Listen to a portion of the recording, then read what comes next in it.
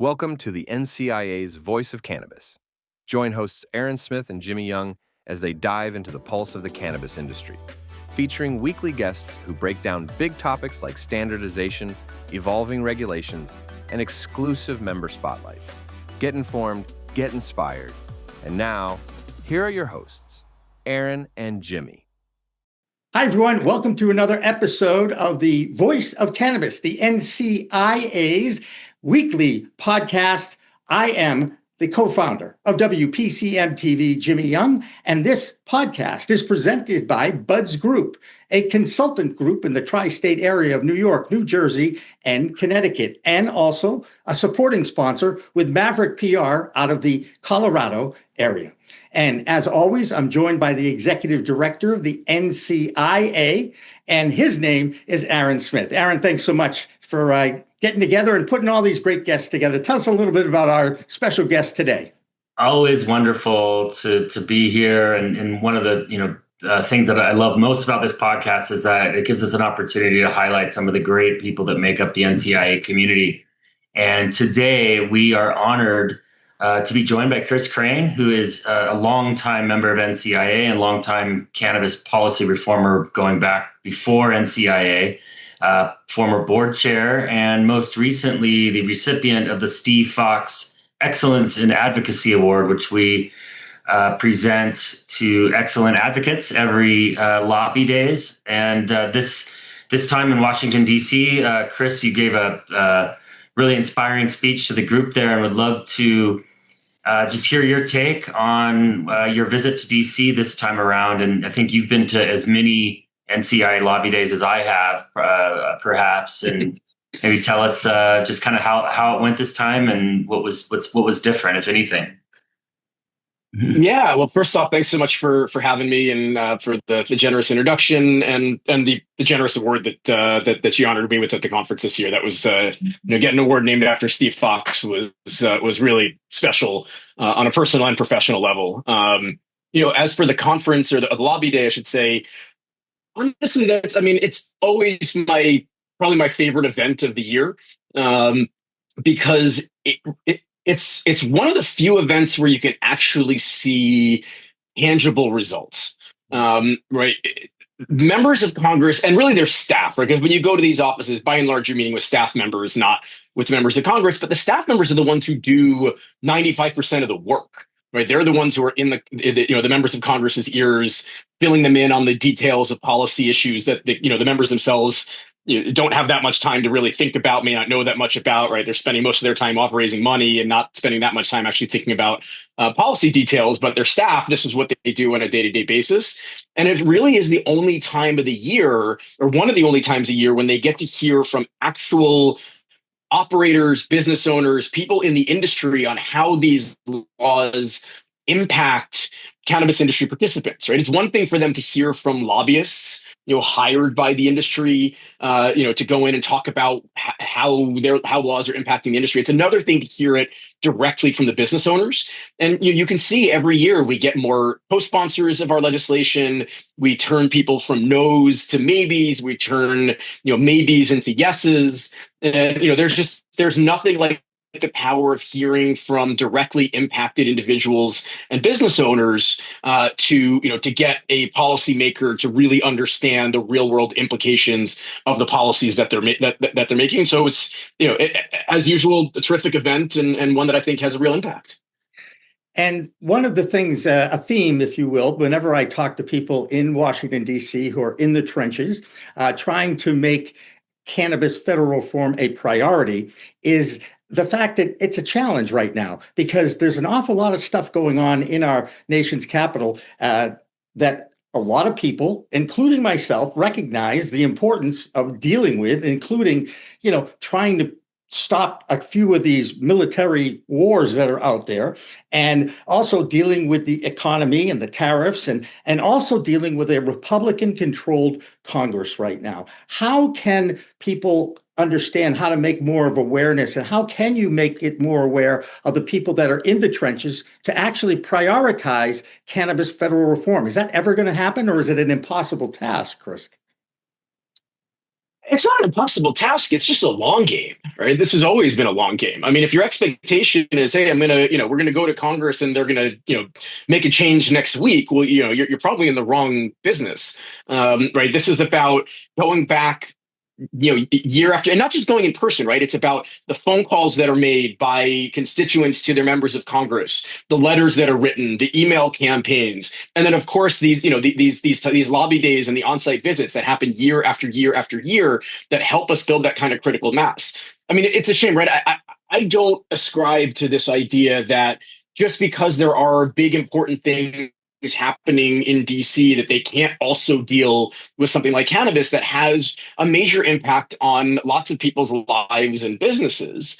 Members of Congress should be able to walk and chew gum at the same time, right? If they take the attitude that, well, we've got so many big important things on our plate right now that we can't deal with this, then they're never going to deal with this. There's always a big important thing going on in the world, right? Always. There's, the economy is always ever present, right? Issues around the economy are ever present, whether it's a good economy, whether it's a bad economy. Every year we have to pass a budget, right? There's always some kind of conflict going on in the world that the US is involved with in some way or another. So I just think that's a kind of a BS excuse for not being able to deal with this. Now, the reality, unfortunately, in Congress is that Congress no longer actually does their job, in that Congress doesn't pass bills anymore. Right, Congress basically passes like one bill a year. Right, they do a bit, and then they'll do a couple. Right, they'll do a reconciliation once, maybe every year or every 2 years, and then they'll pass some reauthorization acts, reauthorizing major federal agencies, and that's basically it. Right, it used to be that you would have all sorts of legislation that got passed. Right, Congress used to pass hundreds of bills a year on issues big and small, and there were lots of important things happening in the world when that went on. Right, during the Cold War, we used to pass hundreds of bills a year. Right, you can say like there was nothing going on in the world in the 1970s, 1980s, right, 1960s. There's always big important things happening, but Congress has abdicated their responsibility to actually pass legislation, and now they try and get everything done through appropriations bills and authorization bills instead of passing bills as standalones. So the purpose of standalone bills, something like the Safe Banking Act, right, is no longer to actually get it's no longer to actually get the Safe Banking Act passed as a bill on its own. That just doesn't happen, right? For safe banking or basically anything else. The point of it is to build critical mass of members of Congress who are supportive of it, to get as many co-sponsors as you can, to get votes on it from time to time so that you can show, hey, we got it passed through the House and then pass the Senate, so that they'll include it as a piece of some much larger bill. That's how things actually get done in Congress right now. So what we're really trying to do is build support, demonstrate critical mass, so that leadership of whichever party is in control will decide to include it in the one big bill that actually gets passed that congressional session. Go ahead, Aaron, because it's kind of when you look back, when we got into this 20 years ago, our biggest impediment was that there was hardly anybody in Congress who would touch our issue because it was too controversial. Right. It was a third rail politically. That's no longer the case. Yeah, it was Barney Frank and Ron Paul. Like that was literally it. Right. Yeah, and now now we're actually to a point where most members of Congress at least give the issue lip service, but the body itself is unable to get a lot done. And it's frustrating to say the least, but it's really important that the industry continue to keep the pedal to the metal, because there are so many other issues out there swirling around that if we're not continuing to advocate for our own interests, then we fall by the wayside. But one thing that Congress did do that was maybe considered positive or maybe controversial on our industry is legalization of hemp in the Farm Bill a few years back, which has led to the proliferation of hemp-derived THC products, which I think many didn't even think would, many didn't foresee that at the time. And NCIA has taken a position that these products need to be regulated, but given that we should not go backwards into prohibition, and that we should go forward into regulation of these products, and then regulating the whole cannabinoid market. I would love your take on the state of the industry. Are we in a hemp versus marijuana paradigm forever, or is there some potential future where we have a unified policy where cannabinoids are regulated uniformly, regardless of where they're derived? It's a great question. To be honest, I don't know where this winds up.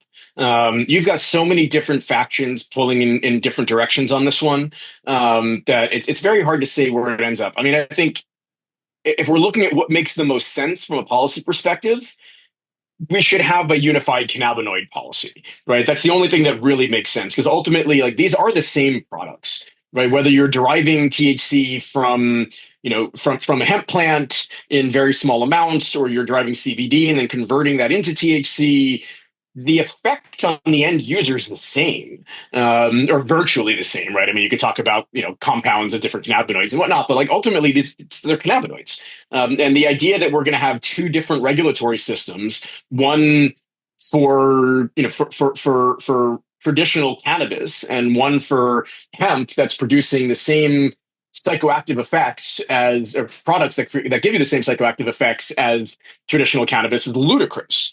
It's absolutely ludicrous. I mean, when they legalized the production of hemp through the Farm Bill, it certainly was not done with the idea of THC products being sold in gas stations and bodegas around the country. Right, it was done to create create a product that American farmers could grow, to create textiles and seeds and all sorts of other things that hemp could produce, and CBD. Right, they definitely were thinking about CBD specifically at that time. But they weren't thinking about what we got. And what we got was something that rivals the state licensed, state legal cannabis industry, but without the same level of regulation.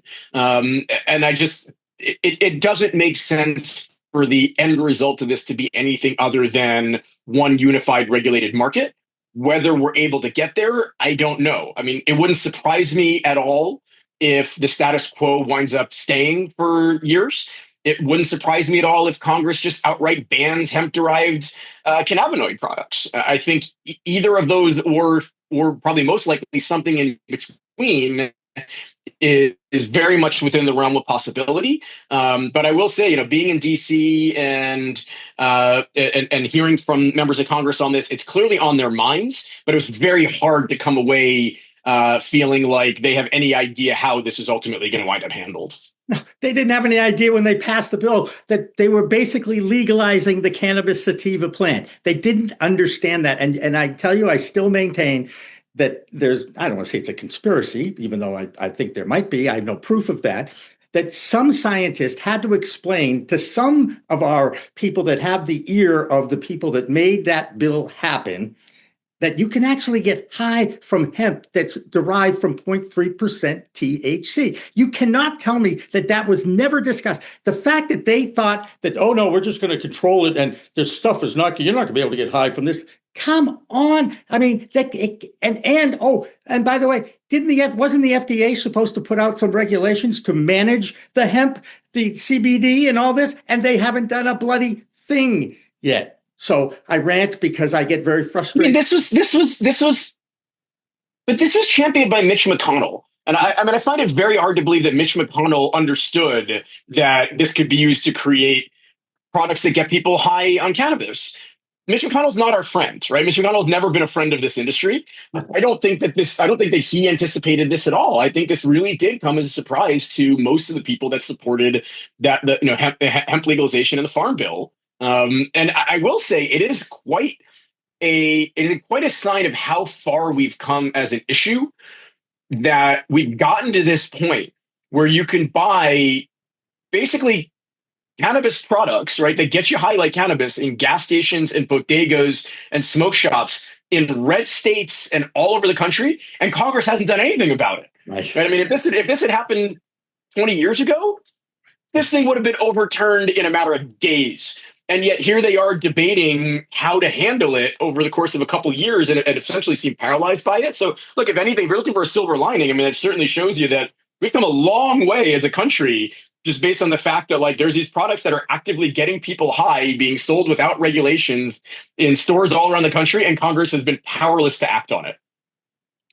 Yeah, I mean, and then you look at Texas, where we actually had a veto of the ban there, and that was, effectively, I think, making cannabis legal, and the governor's talking about regulations, which is the right direction.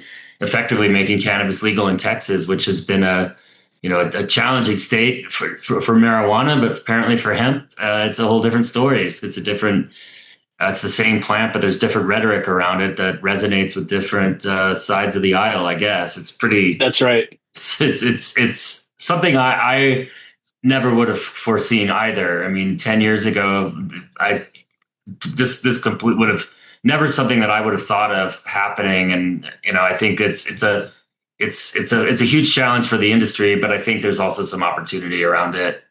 And we're, of course, absolutely. I mean, remember that, now we have, there's access to cannabis in places that, wouldn't otherwise have it. And that's a safer alternative to alcohol and prescription drugs and the like. So, but now this could be the camel's nose under the tent, perhaps. Yeah. But in the meantime, it's also, but in the meantime, it is also, having a massively negative impact on the state licensed cannabis businesses who have followed the rules, right? These states have laid out clear rules, clear guidelines with all sorts of, regulatory hurdles and security hurdles and massive taxation. And all these companies have, jumped through all of these hoops and followed all the rules that were laid out for them. And then all of a sudden these other companies can come in and grow hemp and follow none of those rules and, just completely undercut them on price. And that's not a tenable or a fair situation either. So I certainly am not advocating for, people who are involved in hemp businesses being arrested or going to jail or any kind of Prohibition 2.0. Absolutely not. Right. We've fought for so long to stop this prohibitionist mindset, but the status quo is not tenable and certainly massively unfair for those companies who have followed the rules, have played by the rules, have jumped through all these crazy hoops that the regulators have put in front of us, all right, and are now being undercut by a completely unregulated industry that was created by accident. Right. Yeah, absolutely. And I'm going to use the example of a multi-state operator. I'm sure you're familiar with Curaleaf in Florida.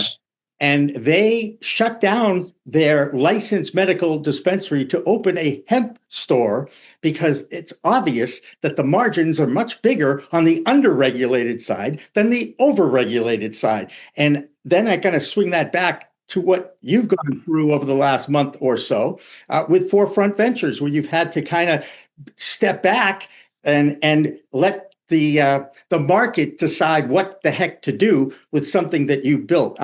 Exactly what went into that whole decision about turning Forefront into receivership? Well, the company's broke. Yeah, pretty familiar simple with that. Pretty simple. Pretty simple decision. Right. Yeah, I mean, you only go into receive. For those who don't know, I mean, receivership is the cannabis industry's equivalent of bankruptcy. Yep. Right, the cannabis companies are not allowed to file for bankruptcy because they're federally illegal, and bankruptcy is federal protection.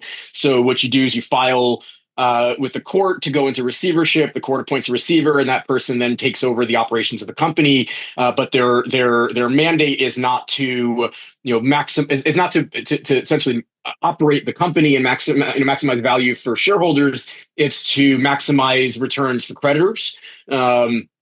Which is basically what you would get in bankruptcy anyway. Yeah, I mean and look, Forefront is far from the only company that's gone through this over the last year or so, and it is certainly not going to be the last that has to go through this process this year. The cannabis industry is in a really, really difficult place. It's been a brutal few years, and unfortunately, with no real relief in sight from the federal government, there just isn't an alternative to insolvency, which leads you to down this receivership path. Go ahead, Aaron. Well, is there one thing that one message that you could send to other entrepreneurs from any lessons that you've learned from the Forefront experience or anything else in your long journey through cannabis? One thing. One thing. I don't know. Don't go public unless you're actually big enough to be a public company. Would be a good one. Yeah. I think that's a mistake that most. Or not most, but many cannabis companies made years ago when the only capital available to cannabis companies was coming through the Canadian public markets.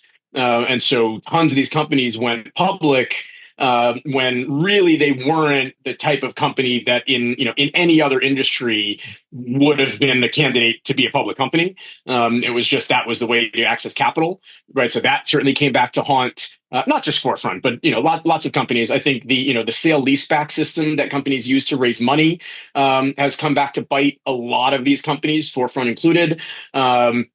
And for those who aren't familiar, right, sale leasebacks are you take your real estate, you sell it to another company, they invest in your company, and you pay them back through the rent of that property over a number of years. So you sort of amortize your loan through rent rather than through a traditional loan.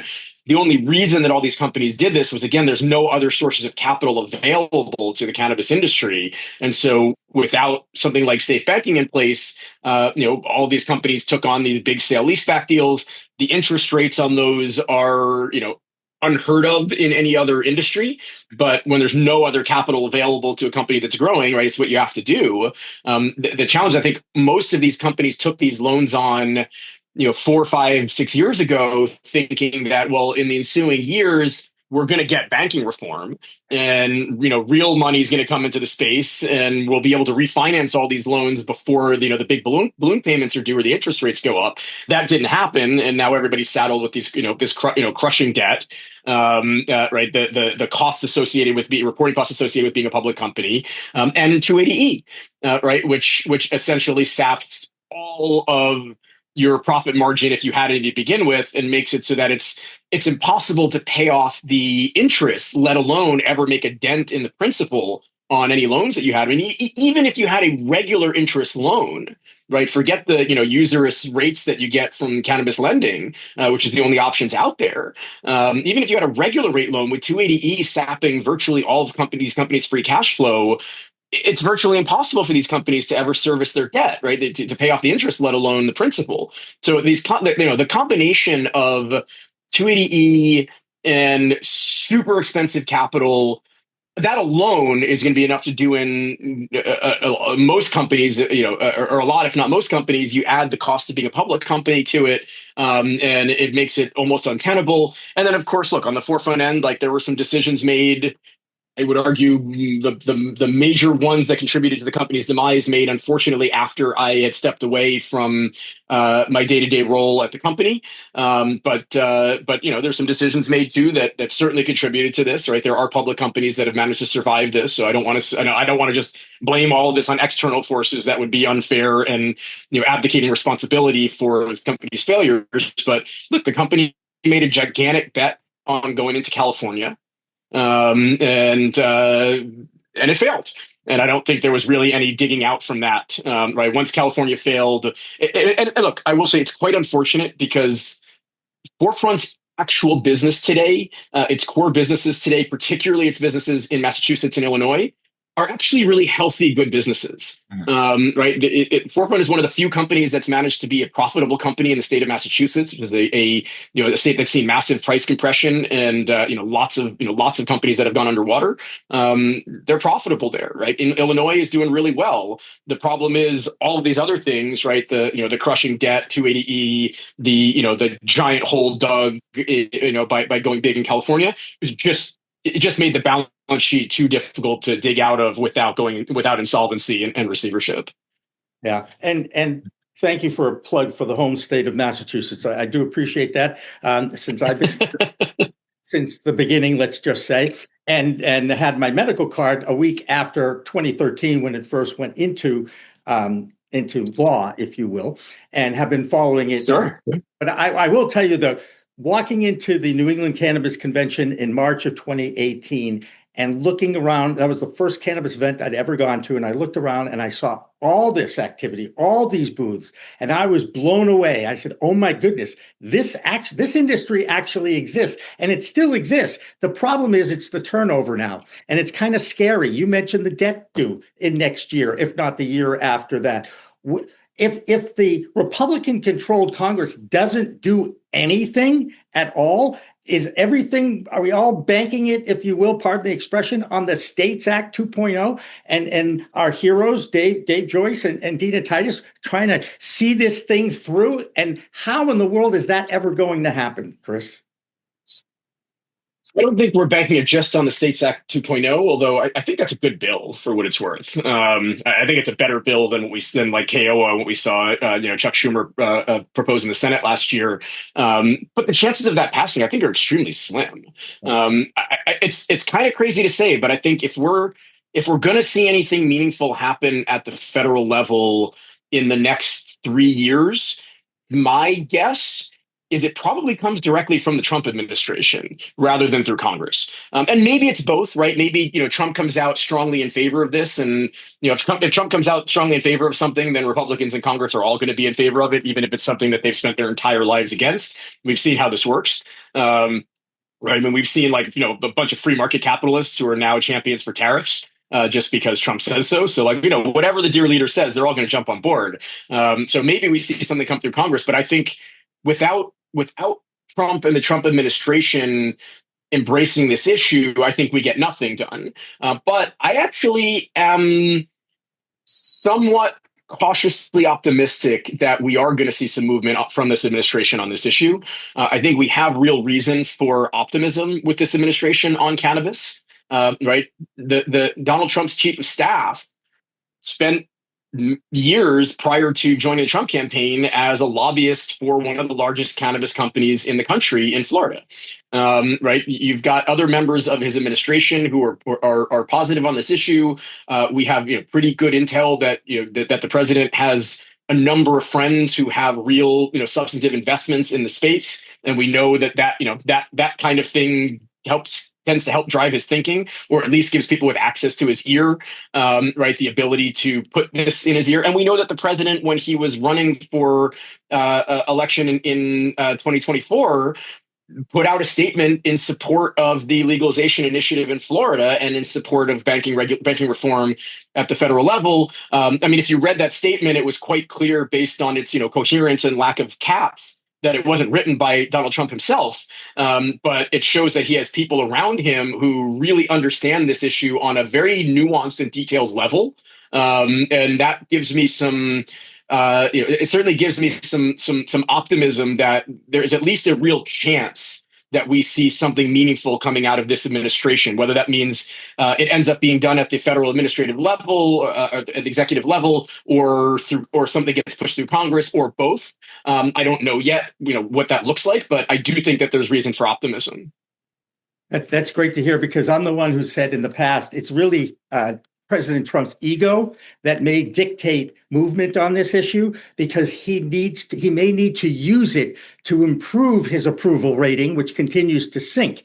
And ego drives a lot of the things that come out of his mouth. And I don't care. And people know that I'm from Massachusetts, and you could say whatever you want, but I am a one-issue voter now. I think both parties should be blown up myself, to be honest, although I'm not going to sit here support Elon Musk's idea of a third party. I'm not quite sure he's the guy I'd like involved. You're not signed up for the America Party? No, I'm signed up for the what's best for the cannabis industry party. And I like going to those parties. I'm sorry, I do. I always have. Yeah, I'm on board with those parties. Absolutely.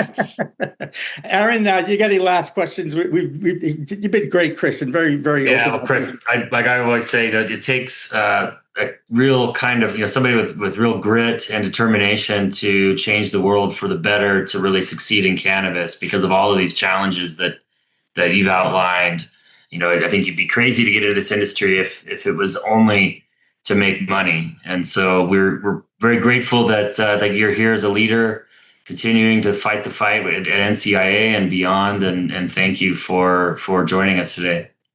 Thank you for having me. And Aaron, right back at you, man. You've been in this for, I think, almost as long as I have. I don't know if you grew a beard like mine, it might be just as white. But no, so I thank you for sticking with it. I like to tell everybody, this is a long game, right? If you're in cannabis to get rich quick, you're in the wrong business. If you're in the policy side of it for quick policy wins, you're in the wrong policy movement. But if you're in this for the long game, I think this is the right place to be, and I think we're going to see, something that really does change the world for the better. So appreciate you and all that you do, and thanks again for having me here. Absolutely. And that'll do it for this week's edition of the NCIA's Voice of Cannabis podcast. For Aaron Smith and Kris Krane, I'm co-founder of WPCM TV, Jimmy Young, and yes, the executive producer of Cannabis Coast to Coast News. And a very special thank you again to our sponsors, Buds Group, consultants out of the tri-state area, and the Maverick PR Group out of Colorado. For now, that'll do it. Remember to like, share, and subscribe.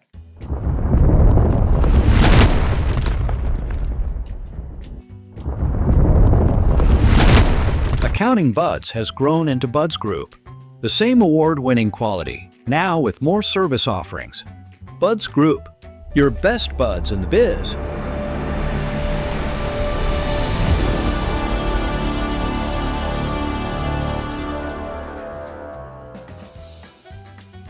Looking for PR that over-delivers on expectations? At Maverick Public Relations, they pair big agency experience with personalized attention. From launching award-winning brands to securing top-tier media hits, their data-driven communications team helps visionary leaders and entrepreneurs rise above the media noise. Maverick PR is responsive, collaborative, and relentless about results and ROI. Visit themaverickpr.com and make headlines together.